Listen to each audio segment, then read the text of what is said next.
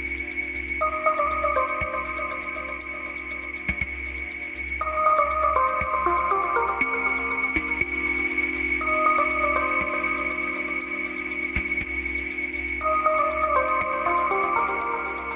my name is Philip Christensen.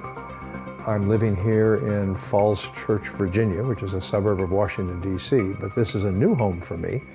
Until last year, I had spent 37 years in Africa. I am retired now. My field is education, and I've worked almost my entire career all the time in Africa in international development.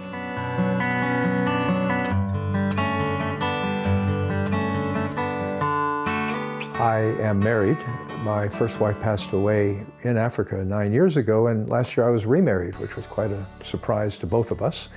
My new wife has 2 sons, and I have 2 sons and 3 grandchildren. I was born in 1947 in Cambridge, Massachusetts. Both of my parents grew up in the Midwest of the United States in Iowa. But at the time, this was just after World War II, my father had gone to Cambridge to study at the Harvard Business School. And when I was born, he had already been appointed a junior professor there. So we lived in Cambridge for 5 years, the first 5 years of my life, which I don't remember very well. And then we moved to a suburb of Boston, Lexington. I have a brother and 2 sisters. I was the oldest.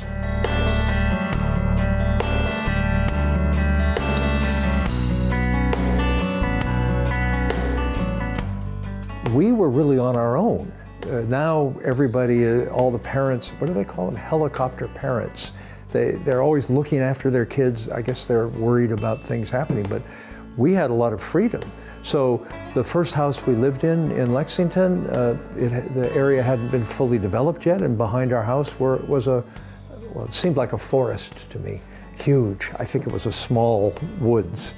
But we'd spend afternoons there just playing, doing things that now, if I caught my grandchildren doing them, I'd be really worried. I remember we found somebody had dug a tunnel, I don't know why, and we spent afternoons walking through this tunnel under the ground, which could have collapsed at any time.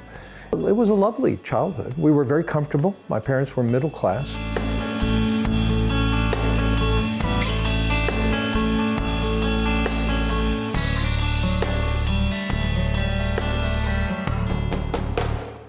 We attended a Christian church, but religion wasn't it wasn't a big part of our life. But we celebrated Christmas and Easter like everybody did, and Christmas was a big holiday. My father was from a Danish family, and Christmas is a big deal in Denmark.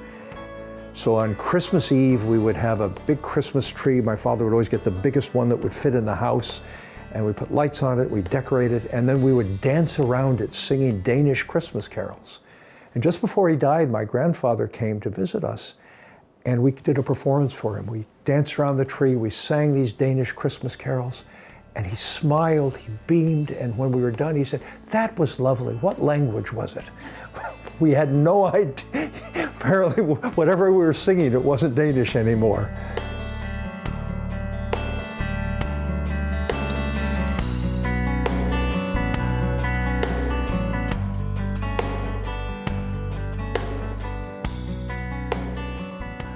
I actually still remember coming home from my first day in primary school and elementary school. And our first assignment was to color a heart. And the teacher marked me down because I went outside of the lines. I was devastated. But actually, I'm the kind of person that academics came pretty easily to me. So in general, I was a successful student. I didn't do very much crazy until I went off to college. I didn't have my first girlfriend until I was 10th grade. When we had 2 middle schools that went into one high school. And so I met a whole lot of girls who didn't know me. So And one of them invited me out to, she said, let's go out to, we used to go out for ice cream sundaes, soda. So I said, okay. No girl had ever done that for me before. And so we went to the ice cream shop, but of course I was the man, so I had to treat. So I said, order whatever you want. And then I thought to check my wallet. And she ordered a hot fudge sundae, which in the day was 35 cents. And I looked in my wallet and I had exactly 35 cents. So the waiter came over and I said, well, my friend will have a hot fudge sundae and I think I'll have a glass of water.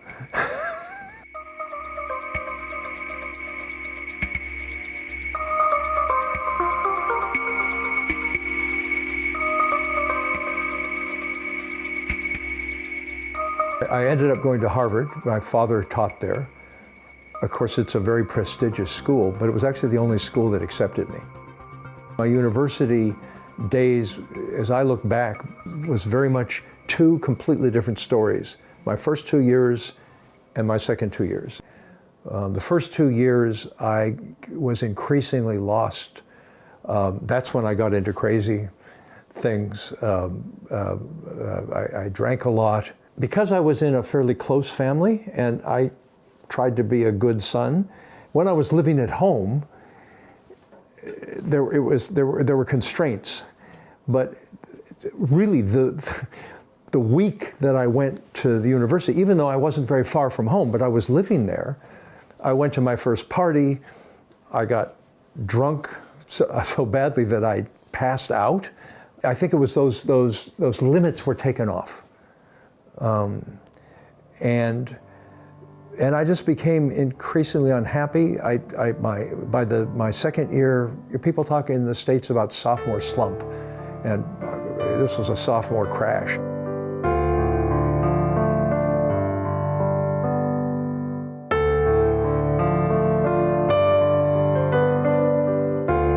The first Baha'i I ever met was in my freshman year. I was in the dorm, and I remember sitting on the steps. If I remember correctly, I was drunk at the time, and he was passing out invitations to go to a meeting, and I just laughed at him. I mean, really?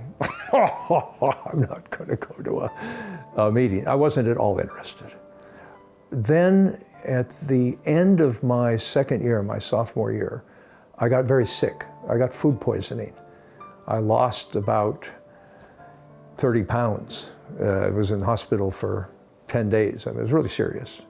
And then a few weeks after that, I started to have, my feet started to hurt. And it ended up that I had a very strange and rare disease called Reiter's syndrome, but the main symptom, which is triggered by food poisoning, is arthritis. So I ended up with arthritis all through my body, and was in such pain that I couldn't move. So I was in the student infirmary that summer for about almost 8 weeks. And that's when I started looking back at my life and thinking, well, you know, you think you're so smart, you don't need anything, then why are you so unhappy?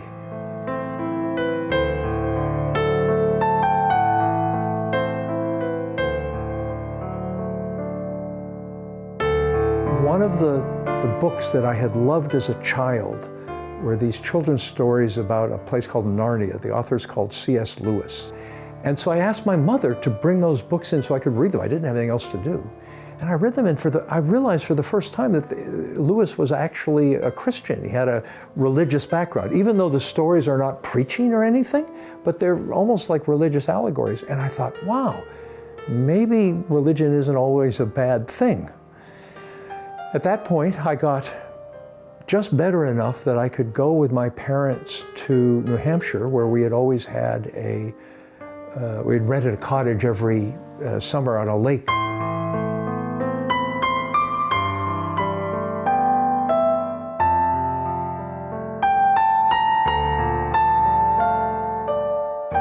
And as soon as I got to the cottage, the arthritis got worse again, and I had crutches, but I couldn't really move. I couldn't walk around. So I just had to sit on the porch and look. But turns out that the people who owned these cottages had become Baha'is about 5 years earlier. And so I was talking to Ruth Hampson, the woman, at one point, and all she wanted to talk about was the Baha'i faith, which I had no interest in. I mean, really, religion? And she gave me this book called The Reality of Man, which is a set of talks given by Abdu'l-Baha, the son of Baha'u'llah, the founder of the Baha'i faith, about the nature, human nature. I thought, maybe. But the thing is that the book begins with actually a passage from Baha'u'llah. It's called The Words of Wisdom, and it starts by saying, the source of all good is trust in God. I thought, really? Really? This is nonsense, only I use a much stronger word. And I put the book down and went to bed. The next morning, I went back to my rocking chair and I picked up the book and I looked at it again and I believed it. It was just totally not rational. So I just, okay. And I was terrified. I was so scared that I got my crutches, I got out of the chair, and I went to hide under the bed. It just was a non-rational experience. And I was terrified. I didn't want to believe in God. I thought people who believed in God were stupid and simple-minded. It was okay for simple-minded people, not for a Harvard student.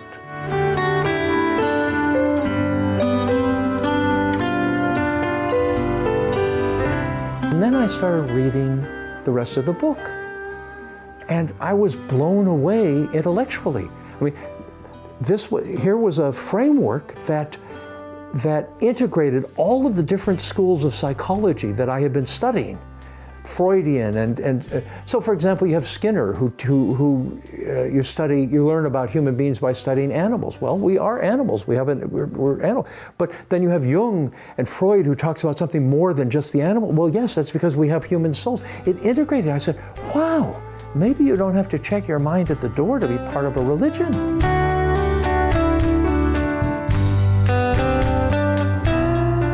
When I thought that, I got well enough that I could go back to school on crutches. I was taking like 20 aspirin a day.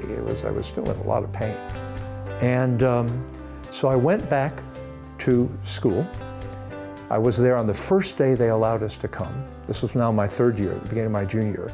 I immediately sought out this Baha'i, Greg Dahl, whom I had laughed at in my freshman year. I hobbled up to him in Harvard Square. I said, Greg, you've got to give me a book about the Baha'i faith. And I think he almost died of a heart attack. Of all the people who were ever going to ask him about the Baha'i faith, I was the last possibility. And I just sat in that hot dorm room for 5 days and read this book cover to cover. I couldn't stop reading it. Then I found out, because there are laws in the Baha'i faith, the things you can do, one of the things you are not supposed to do is drink alcohol. And I called up Greg on the phone and I said, hey, wait a minute, you didn't tell me that you couldn't drink. What are all these other rules? Really? And he started explaining it, and I realized it didn't matter. If Baha'u'llah said it, then it must be right. And I said, oh, well, I guess I'm ready to become a Baha'i. He got all excited. Why? I didn't know. Why would he be excited? But that was the moment I knew that I believed in Baha'u'llah, not just in God, but in Baha'u'llah as his manifestation.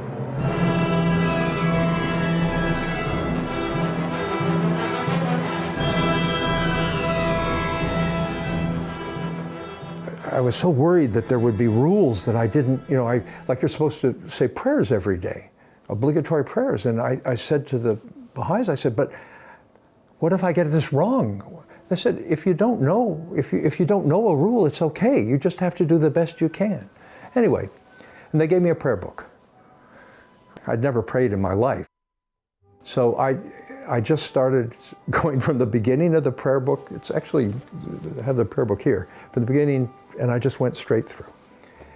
And I came to a prayer called the Tablet of Ahmad. So I called up, not Greg, but another Baha'i in the community. And I said, Sam, what's this Tablet of Ahmad? And he said, oh, he said, you mean the Tablet of Ahmad? That's a very powerful healing prayer. And I said, well, I guess I could use that. So the next morning I woke up, I said that prayer for the first time, I started to memorize it. That afternoon, I happened to have a doctor's appointment. I went in to the doctor, he examined me, and he looked, and he said, this has started to go into remission. In fact, I don't think you need the crutches anymore. You could just use a cane for now. And 6 months later, it was gone.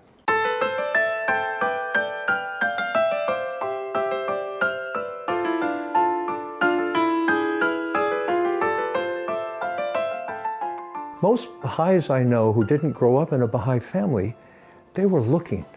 They were seekers. I didn't want anything to do with this. And Baha'u'llah, I think, literally had to tie me down and force feed me. I was such a hard case. Maybe it was like tasting a food that you've never tasted before, so you weren't looking to have that taste. But once you start eating it, you have to have more.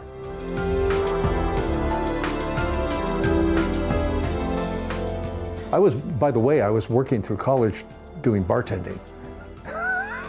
And so I had seen what it did to other people, and I mean, I don't have any trouble with what other people decide. This is my decision as a Baha'i, but that goes back to my insight. If this is what Baha'u'llah said, then that was kind of trivial. Telling people that I believed in God and that I belonged to a religion, that was hard for me.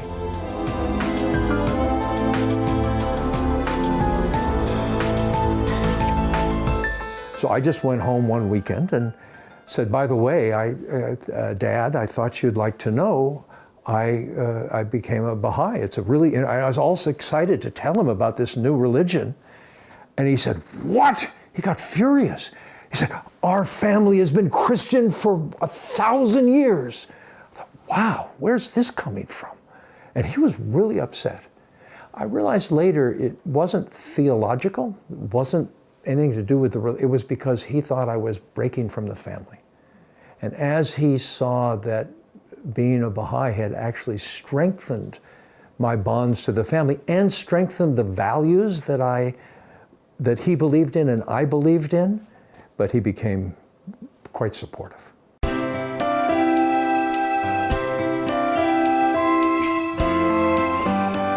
One of the laws that I was in the Baha'i faith that I was complaining about when I called Greg that first time was that we don't have arranged marriages. You get to choose your own partner, but then you need the permission of your parents, all four parents. Well, that's very strange to an American, but I said it's a law. Then I was dating my third girlfriend, and we wanted to get married, and we couldn't get consent. It would have been an interracial marriage. She was black, and I'm white, and my parents wouldn't give consent. And eventually, and it's just it was a time. It was just too different for their society. And eventually I thought, well, no, that's it. I mean, I prayed and so it was when I think being obedient to that law, my parents saw that this actually had strengthened my relationship. It's interesting, I found out later that when the Baha'is started to be persecuted, and there were Baha'is being killed in Iran and put in jail, the Baha'is of Harvard had a reception to try to raise awareness of this. And they held it at the Harvard Business School. And I found out later that the only faculty member at Harvard who attended was my father. And he never told me. It was somebody else who told me that. I've been to Iran. I would want to go to Shiraz for the roses, the beauty, and the poetry. The graves of Hafez and Sa'di, and to Esfahan for the architecture. The mosques were so gorgeous. These are all things I never would have known about or been interested in if I hadn't become a Baha'i. I knew nothing about Islam. I knew nothing about Iran. I realized when I went to Iran that I had never really tasted melon. And when I first tasted harbose in Iran, I said, every other melon I've ever had in the United States was just a shadow. This is the sun, and it was wonderful. The food, honestly, religion aside, I'm so grateful for Persian food. Give me adas palo, shireen palo, take me to a chela kababi, I'm as happy as you can be. So that's one of the joyful things about being part of a community where you have all of this diversity and you learn from each other.